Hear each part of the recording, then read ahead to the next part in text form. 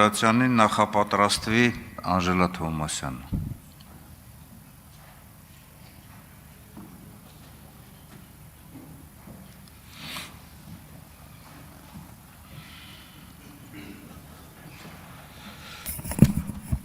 Բարև ձեզ, պարոն Օհանյան, շնորհակալություն այս միջոցառումը կազմակերպելու համար։ Գալով առաջի հարցին ես միանում եմ Իշխան Սաղաթելյանի ասածին եւ այստեղ հնչեցվեցին հարցեր, իմ խորին համոզմամբ լավ կլինի մի հատ պետիցիա ստորագրենք ու գոնե երկու հարց լուծենք։ Մեկը իշխանությունը շարունակել է բռնությունները, բայց դա չի նշանակում, որ ամեն անգամ Պապը փլավ կուտի։ Գոնե մենք պետք է կազմակերպենք մի պետիցիայով պարտավորություններ ստանձնենք որպես քաղաքական ուժեր, մարդ տրամադրելու,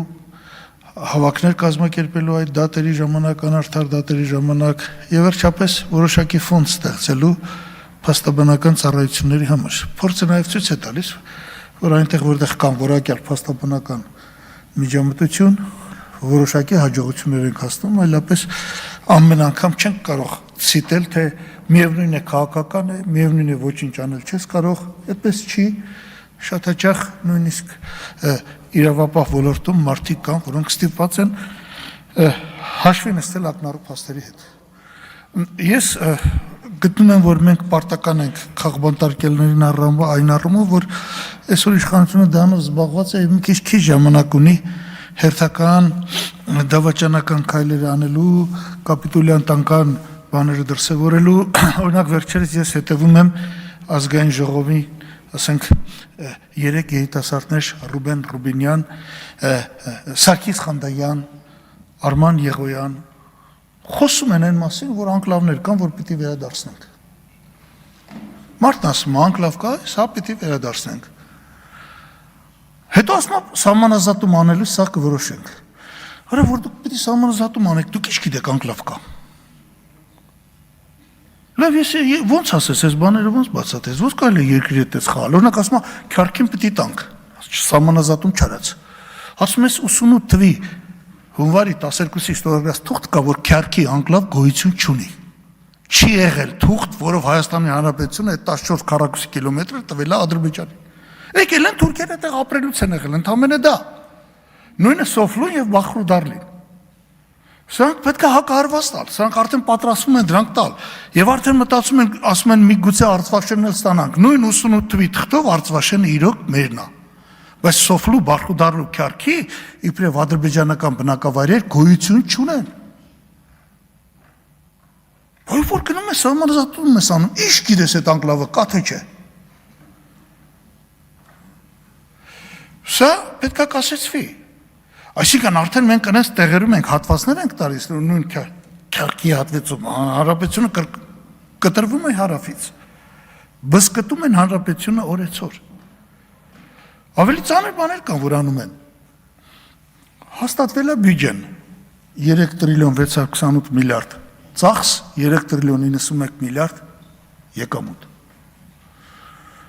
Ուրեմն այդ բյուջեով ինքը աճում է 8.5%, 5% տնտեսական աճն է, 3.5% գնաճ է։ Դրա պատճառով բյուջեն աճում է։ Ընդհանուր առմամբ ոնց որ կար պետական բյուջե հնա հարաբերությունը 24%, դա վերջի 8 տարում բարելավել է 1.2%։ 1.2։ Հետագա 10 տարիներին այդ թիվը բավարարվելու է 0.1%։ Բա հասարակությունը չասի, բանկեր, բա դու Թալանի դեմ պայքարում էիր։ Բա այդ փողերը։ Քանի դոլար է մտել բյուջե Թալանից։ Բայց ինչ էիր ասում։ 0.1% նախկինների օրոք ամեն տարի ավելանում էր 0.5-ից 0.7%, 5-6 անգամ ավելի լավ։ Որտեղ բնական է, ինչքան դու աշխատում ես, այնքան կարողանում ես սեղմել, իմանում ես հարկերի տեղը, ես չեմ ասում եմ ասեմ, որ հարկերն էլ բարձրանում ես։ Օրինակ ավելացված արժեքի բացառումներն այսօր արդեն վերացրել են։ Մենք էլ ավելացված արժեքի հարկ չկա, ոլորտ չկա, որտեղ արտոնություն կա, որ կարողանաս փոխարինել, վերացնել։ Բերում եք նայում եք ծախսերը։ Բանակի ծախսերը 660 միլիարդից իջեցնում են 550 միլիարդի։ 550 միլիարդի։ 660-ը պիտի դառնար 720։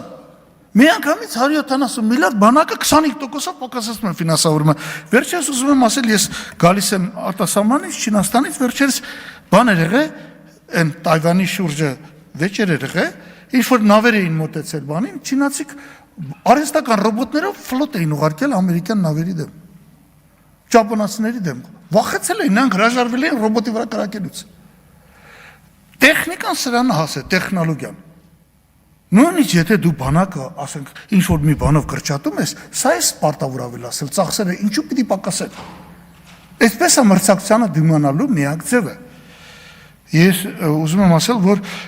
նաև ավելի վատ բաներ եմ տեսնում։ Ամեն անգամ Ադրբեջանը ասում է, լավ, խաղաղության պայմանագիր կլինի 16 կետա 17, լավ, ինչ է տալի 17 կետը, եթե երաշխավոր չկա, եթե մեջը չկա, որ այդ խաղաղության պայմանագրով նրանք մեր սահմանները ճանաչում են։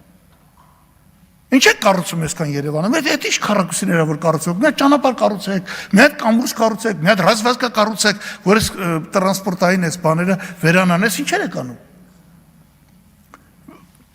Կառուցում եք քաղաքներ եւ ես նայում եմ ամեն տարի 80-ից 110 հազար մարդ գյուղերից գալիս է քաղաք։ Հələ թողենք արտաքին միգրացիան, բա ներքին է։ Եվ այս շենքերը կառուցում են, մարդին գյուղից բերում են, ասում են արիստեղ քաղաքում աշխատանք կտանք, այդ աշխատավարձի եկամտը հարկով էլ կծախսես, փագես ծախսը մենք էլ փոք աշխատենք, որովհետև տուն կառուցելը լավ է, կարելի է վաճառել։ Ճանապարհ կառուցելը, փողոց կառուցելը, կամուրջ կառուցելը չես կարող վաճառել։ Սա բացահայտ թալան է, բացահայտ։ Մեզ պետք չեն այդ տները։ Մենք 100 միլիոն քառակուսի մետր բան ունենք, բնակ տարածք ունենք, երբ որ ունենք 3 միլիոն բնակչություն։ Համարյա թե 35 քառակուսի մետր, ամբողջ այս բյուջեն դրած վարի են տալիս։ Մենք անպայման պիտի կարողանանք ընդդիմադիր ուժերով միավորվել եւ ես կարծում եմ, որ մենք մի կերպ ցկենք, ես հույս ունեմ մինչև հունիսի ընտրությունները պետությունը այնուամենայնիվ կմնա, այս տները չեն կառուցի նրա համար, որ գյուղերից մերոնց բերեն քաղաք, իսկ գյուղերը տան ադրբեջանցիներին, որոնք պիտի գան այդտեղ ապրեն, այս միտումները ես տեսնում եմ, դժբախտաբար շատ հաճախ այս բայղոշություն են անվանում այս կանխատեսումները, բայց մեծ մասամբ 90%-ով տեղ են ունենում։ Եվ եթե մենք չհասնենք կարդինալ փոփոխության հունիս ամսին, դրանք կլինեն Հայաստանի Հանրապետության պատմության մեջ վերջին ընտրությունները, եթե գործող իշխանությունը կարողանա հաղթանակ տանել։ Պիտի խնդրեի, որ բոլոր ընդդիմադիր ուժերը միանան։ Ցանկացած պայմանով մենք համաձայն ենք միանալու համար։ Միացեք, սարքեք մի հատ կուռ բևեռ եւ հանգիստ կարող ենք ջարդել։ Ամեն մեկը հույս ունի, թե ինքը վաղը կգնա ձայն կստանա, հա կստանա 2%, 3%, 1%, 4%, մեկ-երկուսը կանցնեն։ Ի վերջո իրանք հայտարարեն, որ հաղթել են ու կդնեն ու կգրփեն։ Չի լինելու խաղաղություն Ադրբեջանից, իրանք չեն կարող գնալ խաղաղության իրանց արտաքին քաղաքացիության, որովհետև ուժեղի եւ թույլի միջև խաղաղություն պայմանագիր լինելու համար երաշխավոր է պետք, առանց երաշխավորի չի լինելու այդ խաղաղությունը, հասկացեք։ Եվ հերթով տալու են, հերթով հանձնելու են եւ հերթով նորանոր դժբախտությունների առաջ կանգնեցեն, դրա համար են պայքարում ինքնության դեմ, դրա համար են պարտքայում այս մարդկանց դեմ, որոնք համարձակություն են ունեցել դուրս գալ իրանց դեմ, որովհետև այս մարդիկ իրանց ձեռք չեն տալի, եւ կներեք դրա համար է, որ արևմուտքից շատերը չէի բանանի քննադատի ամբողջ արևմուտքին, բայց արևմուտքից շատերը գերադասում են այսպես բոլորը չնկատել։ Այս բոլորը շնորհակալություն ուշադրության համար։ Շնորհակալ